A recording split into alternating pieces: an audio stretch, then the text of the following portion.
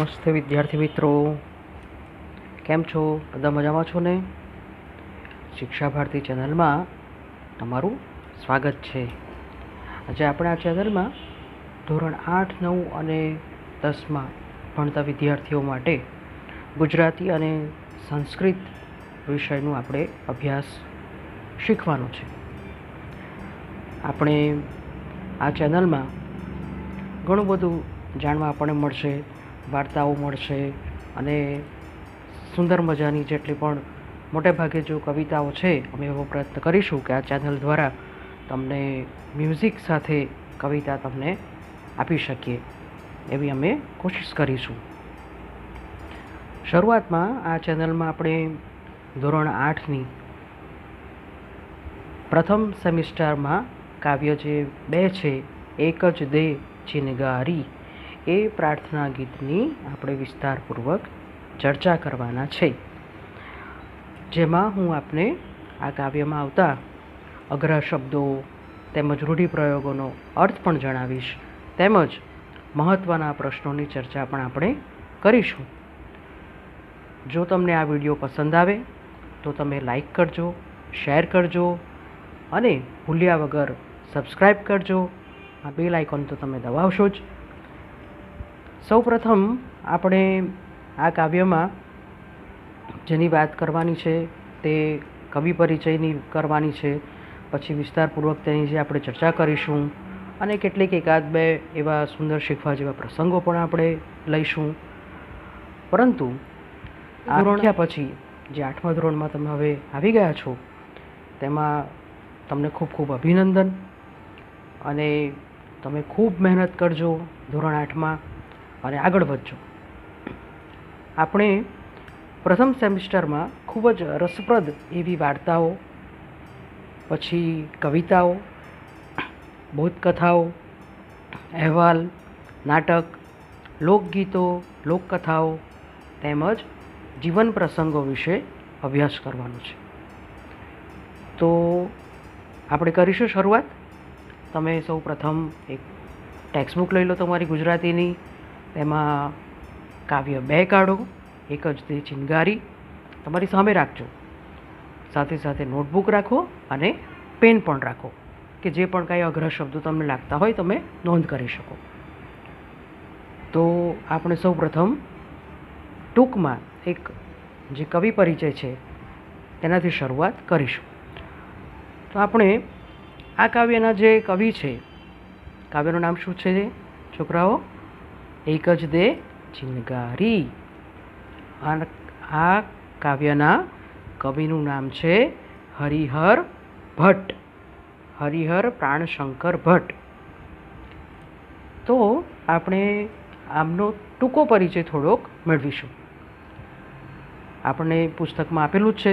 તેમનો જન્મ 1895માં થયો હતો અને મૃત્યુ થયું હતું એમનું 1978માં. તેઓ આપણા અમદાવાદના વતની હતા. તેઓ અધ્યાપક હતા. કેટલોક સમય તેમણે વેધશાળામાં પણ આપેલો છે, સંચાલન કર્યું છે. સાથે સાથે ખગોળ અને ગણિતના પુસ્તકો પણ તેમણે આપેલા છે. તે ઉપરાંત સુંદર કાવ્યો પણ તેઓએ લખ્યા છે. એમાં ખૂબ જાણીતો એમનો એક કાવ્ય સંગ્રહ છે વિદ્યાર્થી મિત્રો, અને તે છે હૃદય રંગ. આ માત્ર આપણે જાણવા માટે. પરીક્ષામાં ક્યારેક ક્યારેક પૂછાય છે કે કાવ્યના કવિનું નામ શું છે, તેમનો જન્મ ક્યાં થયો હતો, તેમનો કાવ્ય સંગ્રહ, તેમણે કયા કાવ્ય સંગ્રહની રચના કરી છે, બરાબર. અને આ જે કાવ્ય છે તેનો સાહિત્ય પ્રકાર આ ખાસ લખવાનું. આપણે જ્યારે પ્રશ્ન પૂછે, મુખ્ય પ્રશ્ન, જ્યારે લાંબો પ્રશ્ન આપણે લખવાનો થાય તો તે સમયે આપણે આ લખવાનું કે કાવ્યના કવિ કોણ છે, કાવ્યનો સાહિત્ય પ્રકાર કયો છે અને જે પ્રસ્તુત કાવ્ય છે તેને કઈ સાહિત્ય કૃતિમાંથી લેવામાં આવ્યું છે, બરાબર. યાદ રહેશે ને વિદ્યાર્થી મિત્રો? ભૂલવાનું નથી. હા, ચાલો ત્યારે આપણે શરૂઆત કરીશું હવે કાવ્યની, બરાબર. બહુ સુંદર મજાનું કાવ્ય છે. આનો સાહિત્ય પ્રકાર છે ગીત કાવ્ય, પ્રાર્થના ગીત છે. આ પ્રાર્થના ગીતમાં કવિ શું કરે છે? યાચના કરે છે, પ્રાર્થના કરે છે. પ્રાર્થના ગીતમાં શું હોય? પ્રાર્થના કરતા હોય. તો કવિ શું કરે છે? પ્રાર્થના કરે છે. પણ કેવી પ્રાર્થના? પ્રાર્થના તો આપણે બધા જ કરતા હોઈએ છીએ, પરંતુ કેવી પ્રાર્થના એ આપણને શીખવાનું છે. જુઓ, ભગવાન પાસે આપણે શું માગવું જોઈએ, એ જ અહીંયા કવિ આપણને દર્શાવે છે. તો જુઓ, પ્રથમ જે ચરણ છે, પહેલી પંક્તિમાં આપણને જે બતાવ્યું છે, એક જ દે ચિનગારી મહાનલ, એક જ દે ચિનગારી ચકમક લોઢું ઘસતા ઘસતા ખર્ચી જિંદગી સારી, જામ ગરીમાં તણખો ન પડ્યો, ન ફળી મહેનત મારી, મહાનલ એક જ દે ચિનગારી. આપણે શરૂઆતની આ જે પંક્તિઓ છે એનું આપણે વિસ્તારમાં થોડું ચર્ચા કરીશું. શું કહેવા માગે છે? કવિ ઈશ્વર પાસે પ્રાર્થના કરે છે કે હે ઈશ્વર, આપ મને માત્ર એક જ ચિનગારી આપો. ચિનગારી એટલે શું વિદ્યાર્થી મિત્રો, તમે જાણો છો? ચિનગારી એટલે તણખો. આ કાવ્યમાં જે કહ્યું છે તે શું છે? જ્ઞાનનો પ્રકાશ, જ્ઞાનરૂપી પ્રકાશ. તો શું કહ્યું છે? એ જ્ઞાનરૂપી પ્રકાશ એટલે શું? તો જુઓ, આપણે કાવ્ય પ્રમાણે ધીરે ધીરે જોતા જઈશું એટલે આપણને બરાબર ખ્યાલ આવશે.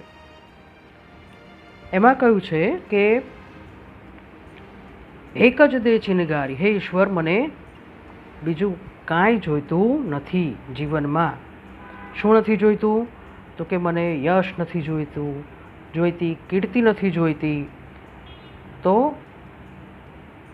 સાથે સાથે પ્રતિષ્ઠા નથી જોઈતી, અને જે પણ કંઈ ભૌતિક સુખ સગવડો છે તે મને જોઈતી નથી. મને વૈભવ જોઈતો નથી. મને શું જોઈએ છે? એક અને એક માત્ર ચિનગારી જોઈએ છે, એટલે કે જ્ઞાનરૂપી પ્રકાશ જોઈએ છે. તો હે પરમાત્મા, હે પ્રભુ, ઈશ્વર પાસે પ્રાર્થના કરતા કવિ જણાવે છે, યાચના કરે છે કે હે ઈશ્વર, મને ધન, વૈભવ, સત્તા, મહત્તા કે ભોગ વિલાસ, યશ, કીર્તિ, પ્રતિષ્ઠા, માન, મોભો કાંઈ જ જોઈતું નથી. તેઓ તો પરમાત્મા પાસે માત્ર એક જ ચિનગારીની માંગણી કરે છે. ચિનગારી એટલે આપણે હવે ધ્યાનમાં રાખવાનું, ચિનગારી એટલે શું? તણખો. કેવો તણખો વિદ્યાર્થી મિત્રો? જ્ઞાનરૂપી તણખો, જ્ઞાનરૂપી પ્રકાશ. તેની યાચના કરે છે. કેમ કરે છે? જ્ઞાનરૂપી પ્રકાશની કેમ યાચના કરે છે? કેમ માંગણી કરે છે? કે જો આ જ્ઞાનરૂપી પ્રકાશ તેઓને મળી જાય તો જીવન કેવું થઈ જાય વિદ્યાર્થી મિત્રો? પ્રકાશમય થઈ જાય. પ્રકાશ સાથે પ્રકાશ મળે તો પ્રકાશ જ થાય ને. તો મારું જીવન કેવું થઈ જાય? કવિ શું કહે છે? પ્રકાશમય થઈ જાય. અને પછી શું? તો પછી ભગવાન પાસે બીજું કશું જ માગવાનું રહે નહીં, બીજું કશું યાચવાનું રહે નહીં. યાચવું એટલે માગવું. સમાનાર્થી શબ્દોમાં આવે તો યાચવું એટલે માગવું. સમાનાર્થી શબ્દમાં બીજું શું આવે? ચિનગારી આવે. ચિનગારી એટલે તણખો. પરંતુ કાવ્યના પ્રમાણે જો આપણે જોવા જઈએ તો શું? જ્ઞાનરૂપી પ્રકાશ. પછી ભગવાન પાસે બીજું કશું માગવાનું રહે નહીં, એટલે કે માગવું જ પડે નહીં. તમે જાણતા જ હશો વિદ્યાર્થી મિત્રો, સ્વામી વિવેકાનંદનું નામ તમે સાંભળ્યું છે ને? જુઓ, મારી પાછળ જ તેમનો ફોટો છે. સ્વામી વિવેકાનંદે પણ પોતાના જીવનમાં, એમના જીવનમાં પણ આવો જ એક પ્રસંગ બન્યો હતો. તેઓ જ્યારે કોલકાતામાં દક્ષિણેશ્વરમાં મહાકાલી મા પાસે તેમના ગુરુશ્રી રામકૃષ્ણ પરમહંસની આજ્ઞા લઈને મહાકાલીજીના મંદિરમાં જઈને તેમણે કંઈક માગવું હતું. શું માગવું હતું? કે પોતાના જે વિચારો છે, પોતાની જે ઈચ્છાઓ છે, જે તેમના જીવનમાં જરૂરિયાત છે, તે તેઓ માગવા જતા હતા. ત્યારે તેમની પાસે નોકરી હતી નહીં, ધન હતું નહીં. એટલે સાંસારિક વસ્તુ માગવા માટે તેઓ જતા હતા. પરંતુ આશ્ચર્યની વાત છે. થયું શું? મા પાસે બે હાથ જોડીને ઊભા રહ્યા અને મા પાસે જેવું માગવા માટે જાય છે અને અચાનક તેઓના મોઢામાંથી શું નીકળી જાય છે કે હે મા, મને ભક્તિ આપો, જ્ઞાન આપો, વૈરાગ્ય આપો, પ્રેમ આપો. તો અચાનક તેમના મોઢામાંથી આવું એક વાર નહીં, બે વાર નહીં, 3 વાર નીકળે છે. જો તમે પણ તેમનો પ્રસંગ જાણતા જ હશો. તો ભગવાન પાસે આપણે શું માગવું જોઈએ, આપણી તે વિવેક બુદ્ધિથી શું માગવું જોઈએ તે મહત્ત્વનું છે. આપણે ભગવાન પાસે જો શ્રદ્ધાથી, વિશ્વાસથી જે પણ કાંઈ માગીશું, જે પણ કાંઈ, તે બધું જ આપણને ભગવાન આપે જ છે. તો અહીં જે વાત કરી છે તે શું છે? કવિશ્રી કહે છે કે હે ઈશ્વર, હે પરમાત્મા, હે ભગવાન, મને માત્ર ને માત્ર શું જોઈએ છે? એક જ ચિનગારી જોઈએ છે, તણખો જોઈએ છે. પરંતુ કેવો તણખો? તે પણ જ્ઞાનરૂપી પ્રકાશનું એક કિરણ, તે મને જોઈએ છે.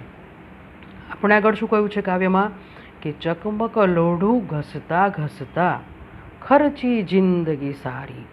ચકમક એટલે શું? નોંધ કરી લો.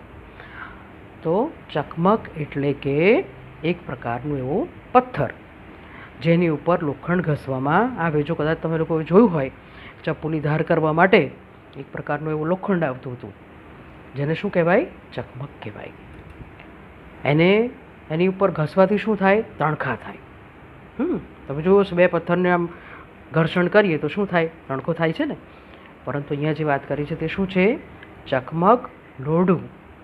ચકમક અને લોઢું એ બંનેને ઘસતા ઘસતા મારી આખી જિંદગી કેવી થઈ ગઈ છે? ખર્ચાઈ ગઈ છે. હવે કશું મારી પાસે રહ્યું નથી. આખી જિંદગી પૂરી થઈ ગઈ છે. છતાં પણ શું છે? તો કે જામગરીમાં તણખો ન પડ્યો. જામગરી એટલે શું? જામગરી એટલે કે મારી જિંદગી, મારું જીવન, તેમાં પ્રકાશનું એક પણ કિરણ પડ્યું નથી. વિદ્યાર્થી મિત્રો, કેટલી દુઃખની વાત છે. જુઓ, ભગવાન પાસે કવિ જ્યારે પ્રાર્થના કરે છે તો કેટલી વિવેક બુદ્ધિથી પ્રાર્થના કરે છે. તેઓ ભગવાન પાસે માગી શકતા હતા. જેવી રીતે તમે તમારા માતા પિતા પાસે કંઈક માંગણી કરો છો તો તમારી ઈચ્છા પૂરી થાય છે કે નહીં? અને જે ના, જો ઈચ્છા પૂરી થાય તો આપણે શું કરીએ છીએ? જીદ કરીએ છીએ. ક્યારેક નથી પણ મળતું. ધીરજ રાખવી પડે, બરાબર?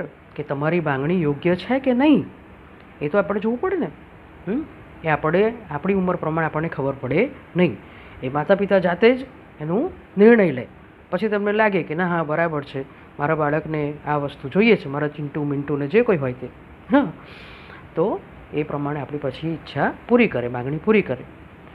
પરંતુ ઈશ્વર તો દયાળુ છે, કૃપાળુ છે, અને એમને ખબર છે કે આપણને કઈ વસ્તુ આપણને જોઈએ છે, આપણી શું ઈચ્છા છે. અહીંયા જે કાવ્યમાં કવિ માંગણી કરે છે તે શું છે? તેમનો પોતાનો અધિકાર છે. જ્ઞાન મેળવવા માટે દરેકનો અધિકાર છે. સંસ્કૃતમાં પણ કહ્યું છે. શું કહ્યું છે? કે જ્ઞાન મેળવવું એ બધાનો જ અધિકાર છે. વિદ્યાર્થી મિત્રો, કેમ?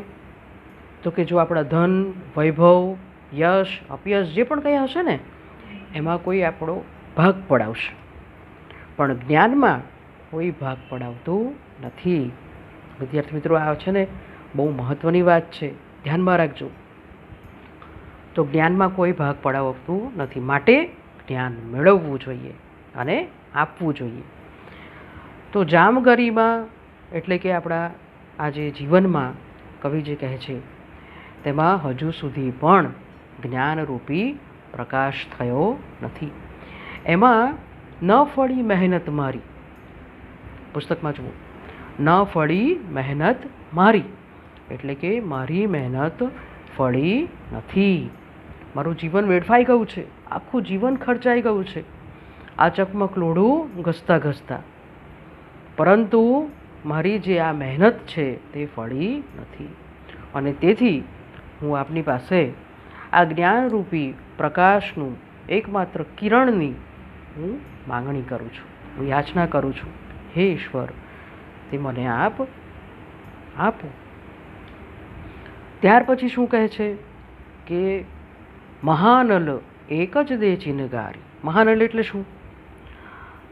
તો કે મહાનલ, આ અનલ જે છે ને અહીંયા સુધી છૂટી પડે છે. મહાઅનલ આપણે જો બનશે તો વ્યાકરણ જ્યારે આપણે શરૂઆત કરીશું ત્યારે આપણે સંધિના પ્રકાર પણ જોઈશું. ઘણા બધા પ્રકારની સંધિ હોય છે. 8મા ધોરણમાં ઘણું બધું ભણવાનું છે આપણે. તો મહાનલમાં શું છે? મહાઅનલ. અનલ એટલે શું? તો કે અગ્નિ. મહા એટલે મોટો. હવે એમાં શું થઈ ગયું? મોટો અગ્નિ આવું કંઈ હોય? ના, એવું નથી. મહાઅનલ એટલે શું? ચૈતન્ય રૂપી અગ્નિ, પ્રકાશ રૂપી અગ્નિ. તો હે પરમાત્મા, તમે કેવા છો? જે આ ચૈતન્ય રૂપી છો. તો આપની પાસે હું આ જે માગણી કરું છું તે મને આપો.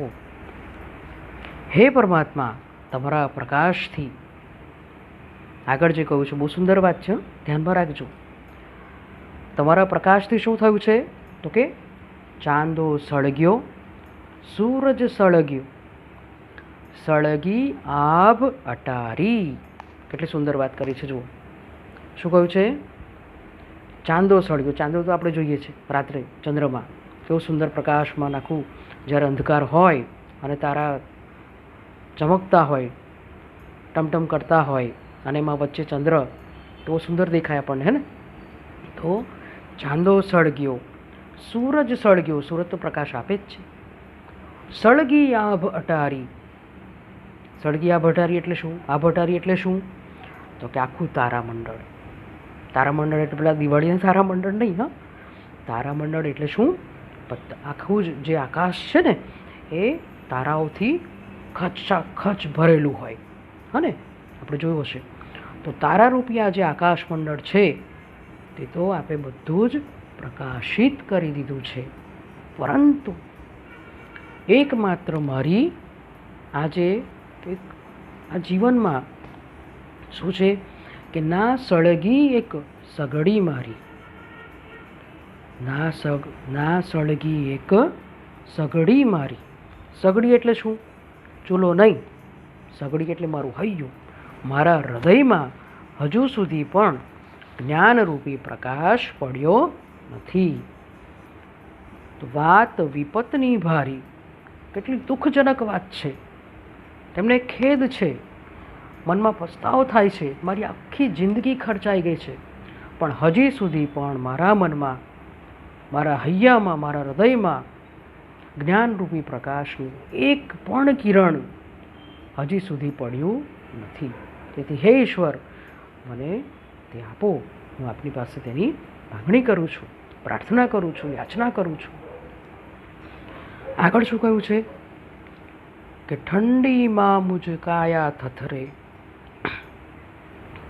અહીંયા ઠંડી એટલે શિયાળો નહીં. હો, ઠંડી એટલે આ જે મુશ્કેલીઓ છે, ઘણા બધા દુઃખો છે, એનાથી હું ડરી ગયો છું. હા, મુશ્કેલીઓથી ડરવું જોઈએ વિદ્યાર્થી મિત્રો? નહીં ને. ગમે તે થઈ જાય, ગમે તેવું પણ મુશ્કેલી આવે, છતાં પણ આપણે ડરવું જોઈએ નહીં. ઈશ્વરની પાસે આપણે પ્રાર્થના કરવાની કે તમે મને મુશ્કેલી આપો, પરંતુ એ મુશ્કેલીની સામે સાહસ પણ આપો, મને શક્તિ આપો, તેનો હું સામનો કરી શકું. બરાબર ને? મુશ્કેલી ના આપો તો એ તો કોઈ વાત જ ના બની. બરાબર ને? આપણે અહીંયા એ જ કાવ્યમાં જોવાનું છે. એ જ વસ્તુને, આ જ બાબતને આપણે કાવ્યમાં જોવાની છે કે ઠંડીમાં મુજ કાયા થથરે. એટલે કે કાયા એટલે શું? નોટ કરી લો. કાયા એટલે શરીર, તન, ડીલ, ડગલાનો ડ, ડીલ, દીર્ઘઈ આવશે.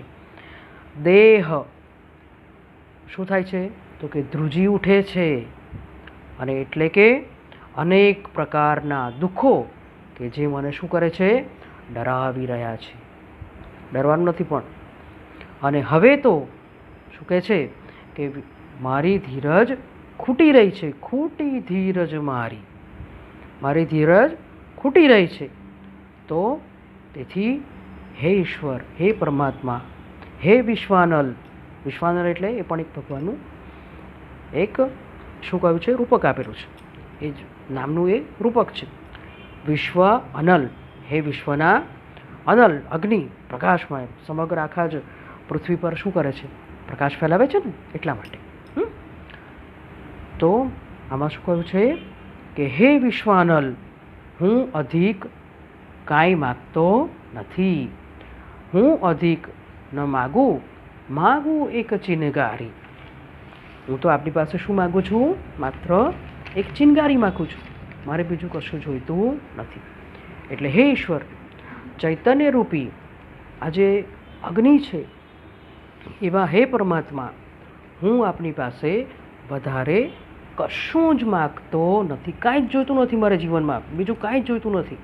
તો શું જોઈએ છે, માત્ર ને માત્ર હે પરમાત્મા, હું તો માગું છું એક જ ચિનગારી. ચિનગારી એટલે ખ્યાલ આવી ગયો ને બાળકો, વિદ્યાર્થી મિત્રો? હે ને? ચિનગારી એટલે શું? તણખો, જ્ઞાનરૂપી તણખો. હા, તો હે પરમાત્મા, હું તો માગું છું માત્ર એક જ ચિનગારી કે જે મારા જીવનમાં શું કરે, તો કે જ્ઞાન રૂપી એવો પ્રકાશ ફેલાવી દે. પછી મારા જીવનમાં મારે બીજું કશું જ માગવાનું રહે નહીં. તો આમ આ કાવ્યમાં કવિ કેવી સુંદર મજાની નમ્ર રીતે પ્રાર્થના કરે છે, વિવેક બુદ્ધિથી પ્રાર્થના કરે છે, અને છતાં પણ આ પ્રસંગ કેવો લાગે છે, ભવ્ય લાગે છે આપણને.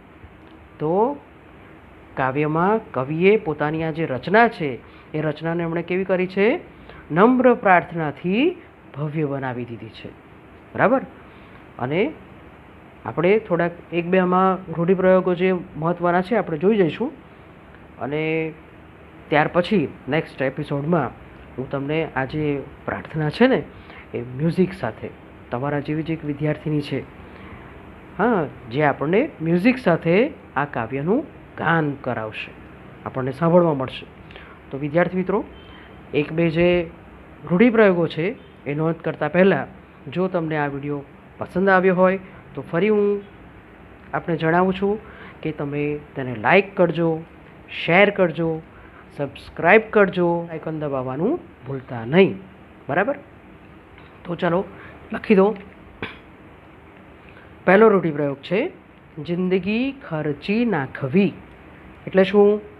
જિંદગી એટલે કે જીવન, ખર્ચી નાખવી એટલે વેડફી દેવું. બરાબર? જીવન વેડફી નાખવું અથવા જીવન વેડફી દેવું. મહેનત ન ફળવી, આપણે ઘણી મહેનત કરીએ છીએ અને ફળતી નથી, એટલે શું? ન ફળવી એટલે વ્યર્થ જવી. અને ઘણી બધી વખત આપણે સાંભળવા મળ્યું હશે કે આ બધું વ્યર્થ છે, એટલે કે નકામું છે. તો મહેનત વ્યર્થ જવી, મહેનત નકામી જવી. પણ નકામી જવી કરતાં કેવું, કયો શબ્દ આપણને યોગ્ય લાગે છે? મહેનત વ્યર્થ જવી. ધીરજ ખૂટવી. ત્રીજો, ત્યાર પછીનો જે રૂઢિપ્રયોગ છે તે છે ત્રીજો. ત્રીજો કયો છે? ધીરજ ખૂટવી, એટલે કે ધીરજ ન રહેવી, ખૂટવી એટલે ન રહેવી. બીજો પણ એનો અર્થ થઈ શકે આશા છોડી દેવી. એના સિવાય હજુ પણ બીજો એક અર્થ છે, હિંમત હારી જવી. તો વિદ્યાર્થી મિત્રો, અહીંયા આ જે કાવ્ય છે એક જ દે ચિનગારી, તે આ રીતે તમને વિસ્તારપૂર્વક મેં સમજાવ્યું.